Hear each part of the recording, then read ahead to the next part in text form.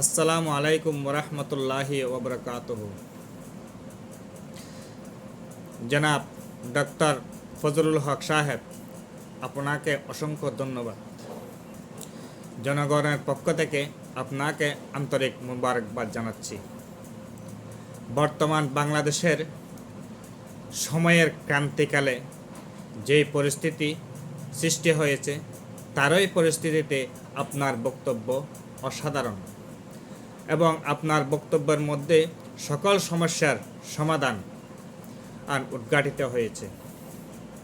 বাংলাদেশের জনগণের পক্ষ থেকে আপনার মাধ্যমে ইহাই উপস্থাপিত হয়েছে যে আইন উপদেষ্টা জনাব আসিফ নজরুল সাহেব এবং সাংস্কৃতিক উপদেষ্টা জনাব ফারুকী সাহেব দুইজনেই পদত্যাগ করে উক্ত পদে বাংলাদেশের যোগ্য এবং ত্যাগী বুদ্ধিমত্তা বিশিষ্ট দুইজন ব্যক্তি স্থানান্তর করা হোক।